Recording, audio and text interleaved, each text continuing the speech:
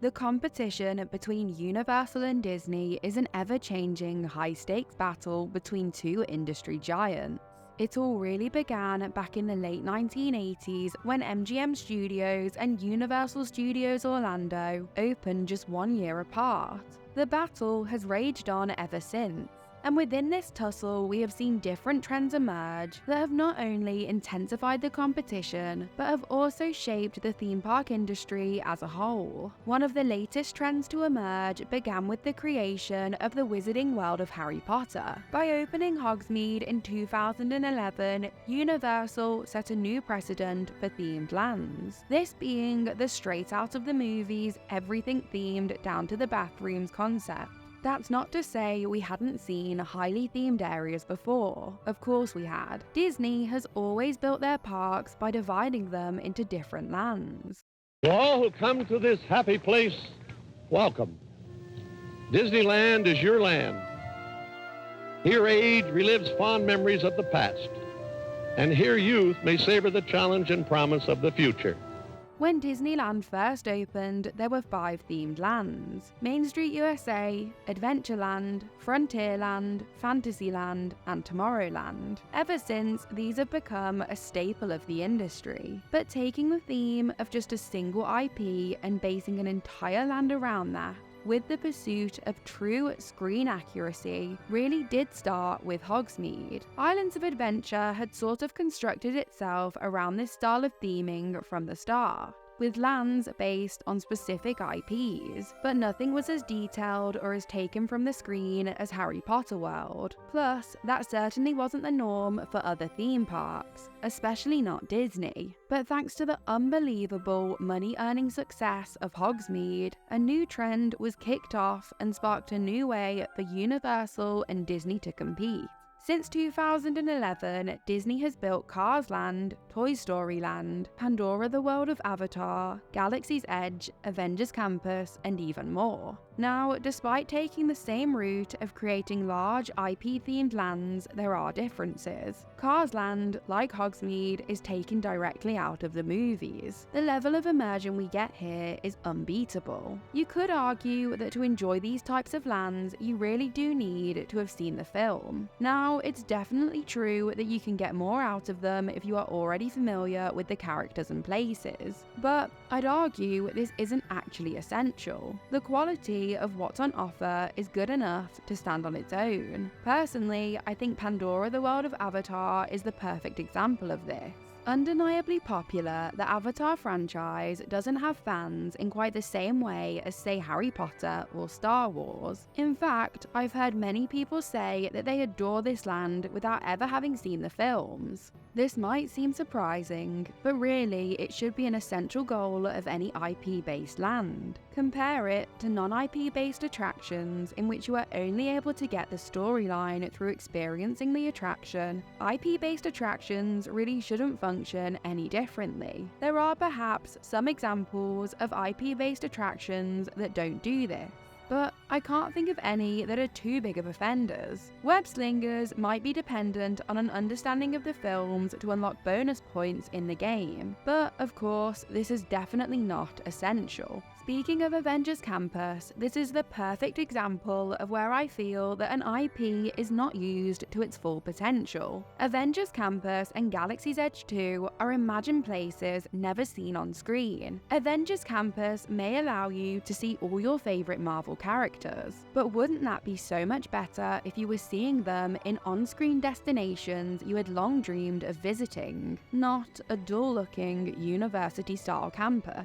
Then there's Batuu, an entirely new planet created to be Star Wars theme park home. This land does allow us to see off-screen icons such as the Millennium Falcon and a slightly different version of the iconic Cantina, but its dedication to the modern timeline means fan-favorite characters can't be seen. Although, with Galaxy's Edge, Disney are starting to relent on this issue. The Millennium Falcon really isn't quite as exciting without Han Solo. Plus, with totally new places come totally new things to learn. Even the most dedicated Star Wars media fan might not have bothered to expand their knowledge to the theme park tie-in comics that introduced us to Batuu. The casual fan most definitely won't be familiar with these park-specific details. I know taking us to Tatooine, Endor, or Hoth would have been limiting in a different way, but I really do think that fan satisfaction would have been higher. Today, almost all major new additions to Disney and Universal parks are based on IPs. Whether they take the direct or indirect route, the IP is always there.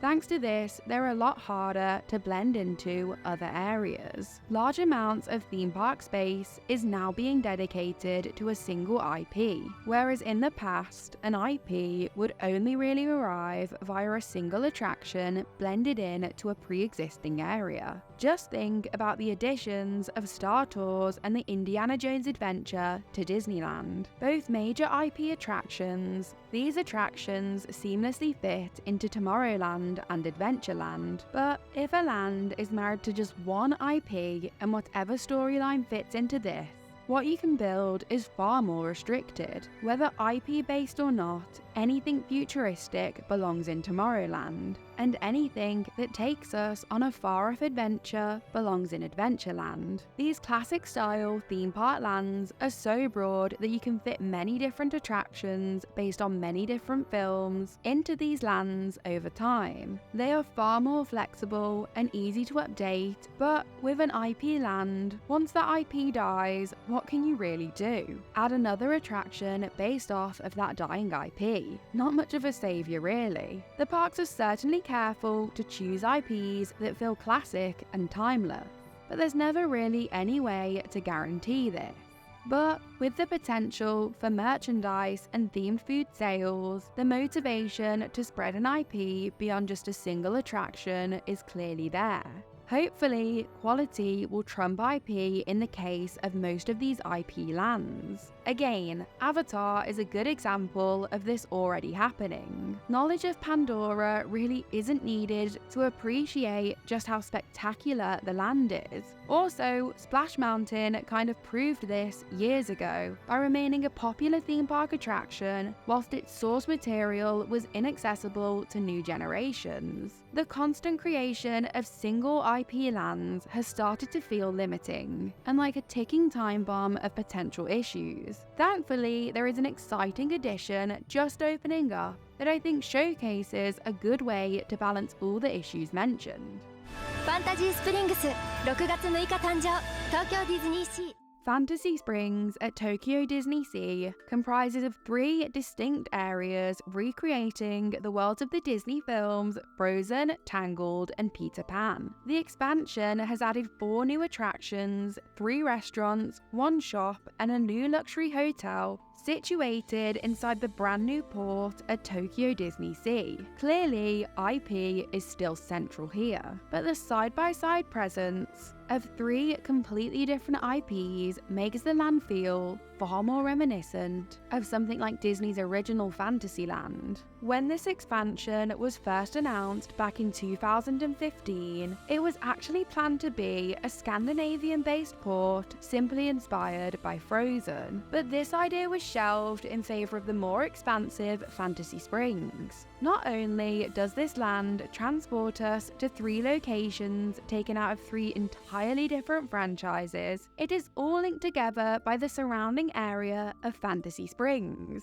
which makes it feel like a far more traditional theme park land. This is so exciting to see, and the variety of IP, both classic and modern, really does mean that there is something for everyone. Honestly, when I look at the layout of this land, I can't help but imagine if we got a Marvel Cinematic Universe version of this instead of Avengers Campus. Imagine if within a single land, you could be transported to Wakanda, Asgard, and the Avengers New York. How much more exciting would that be than a campus, which reminds me more of a real university than any of my favourite Marvel movies? Over-reliance on IP really has become a bit of a problem for modern theme parks, especially Disney. I'm not even of the opinion that IP is inherently bad, or that it shouldn't, for example, be put in Epcot. But unfortunately, IP does seem to have been fallen back on to make up for some pretty lazy decisions these days. Cars Land, Pandora, and the Wizarding World of Harry Potter are far from lazy, and because of this, they work incredibly well. But where you'd think that dreaming up a whole new place would be the opposite of lazy, what we've got in Galaxy's Edge, and worse, Avengers Campus, does feel lazy in that it simply misses the mark in too many areas. It's hard to believe that Imagineering genuinely thought that they were making all the right decisions. I really do hope that we're witnessing the end of such decisions, but unfortunately, all that is currently announced doesn't suggest this to be true. If Disney are set on only building full IP-based lands and not unique and interesting e-ticket attractions in pre-existing lands, things might also start to feel outdated here, leaving us with parks that all feel like either a mess or a little bit neglected. I'd honestly love to see a return to unique multi-IP based lands, and even more of a dream, non-IP based e-ticket attractions. Would you, or do you enjoy the current model? Thank you so much for watching. Let me know your opinion on IP based lands in the comments. And please like, subscribe, check out my other videos and the links in the description.